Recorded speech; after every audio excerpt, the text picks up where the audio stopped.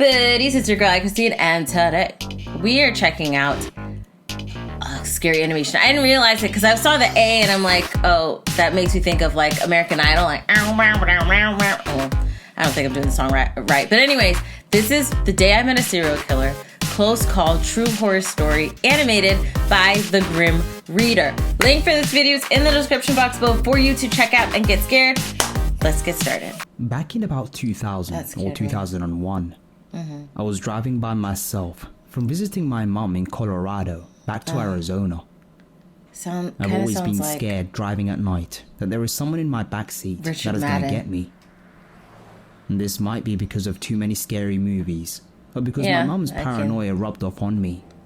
I can see that. I was in the army. I and always drove look back in the and back forth a lot seat to visit her.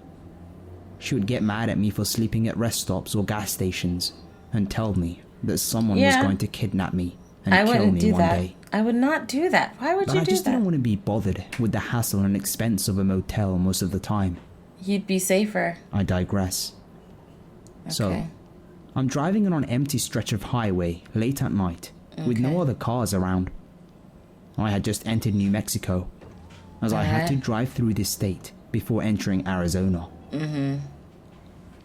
To describe Shout out this to the place, Arizona. I was on a desolate stretch of highway with hundreds of miles of the New Mexico desert in front of me. Oh dear. And hundreds of miles of the Colorado desert behind me. I would do this at night. The closest in the rest stop daytime, and gas station is probably around 50 miles on this stretch of road.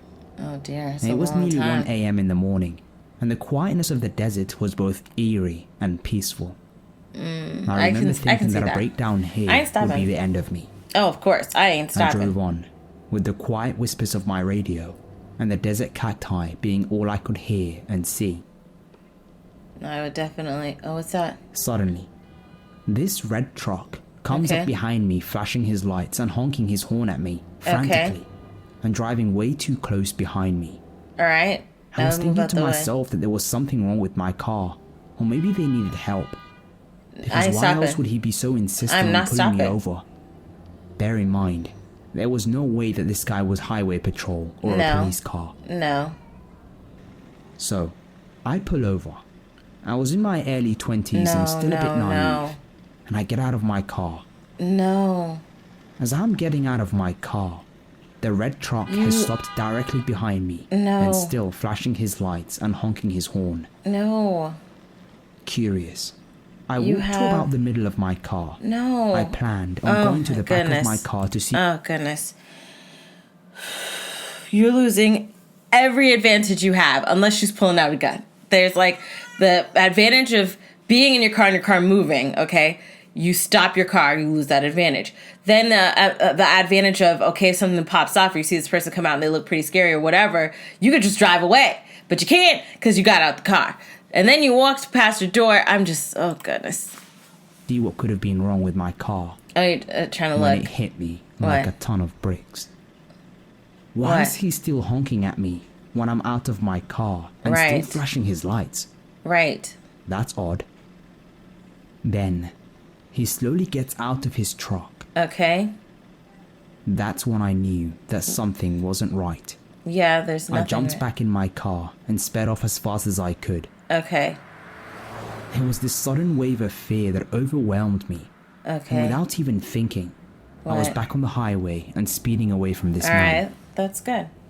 The next exit was 45 miles or so away. 45 miles? He followed me the entire time. Oh my gosh. Finally, I saw the lights of a gas station in the distance. Alright, I had to pull over. I had plenty of fuel, but I didn't want to risk breaking down somewhere and being alone with this guy. And this guy's behind you. I sat near the gas station and waited. I didn't get out of the car because I was too terrified he'd get to me before I entered the gas station. But this gas station don't look like it open. Still, no cars anywhere near this place. Right. And there is probably one person working the night shift inside the gas station. Are you sure there's anyone in there at all? I figured the safest place was to remain in the car. And if he got out of his car and approached me, I would speed off and call the police. Exactly. The man stayed in his truck the entire time. Okay. And because of the tinted windows, I couldn't see him. Oh yeah, you can't see anything. I felt as though he was watching me the whole time. Well, of course, because he followed you. I could feel it. And I was terrified. Alright. I did not want to get out of my car. Okay. I waited for about an hour when he finally left. Oh, that's good. After he left, I waited a little longer before continuing my drive back to Arizona. Okay. I was paranoid and watchful for any red trucks the entire time. That's good that you Fast forward to about 2 or 3 years after this night. Really? I'm watching Unsolved Mysteries or some similar type crime show with my husband at the time. Okay. He knew about the red truck, as we were dating at the time of that incident. Oh my goodness. And what story pops up? One about a man on that exact stretch of highway with a red truck that used those exact tactics to get a few women to pull over and murdered them. Oh my goodness. Although I don't remember his facial features from that night, since it was kind of dark, one feature that stood out to me was his bald head. I'm really, really glad that my gut told me something was wrong that night. To get back in the car. Yeah. And to get back in my car and drive. That's good. Stay safe out there, people. Yes, people. I would say that, holy crap. The voice telling the story in this, I think, was really good. Because I was just like, crap, what's going to happen? What's going to happen? What's going to happen? I was definitely on that nudge. It's sad that more people were gotten by this tactic. It's sad that people were murdered. You know, I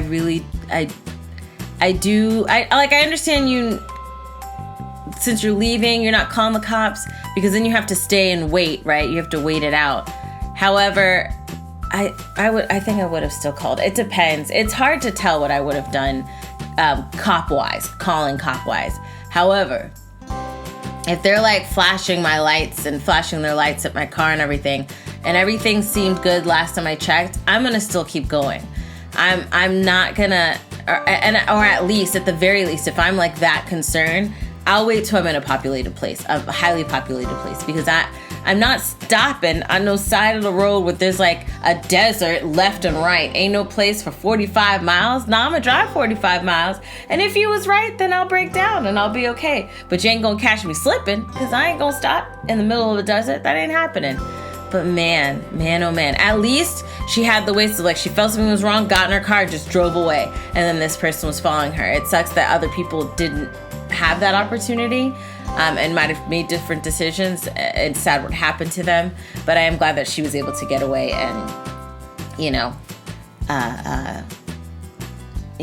crap. That was scary. That was freaking scary. Let me know your thoughts down below in the comment section. Let me know what you thought. How scary was that for you? How was the voice acting and everything for you? If you like that video, check out the link in the description box below to support everyone involved in making this video. If you like this video, hug the like out of that like button. I love you guys as always. And until next time, buddies.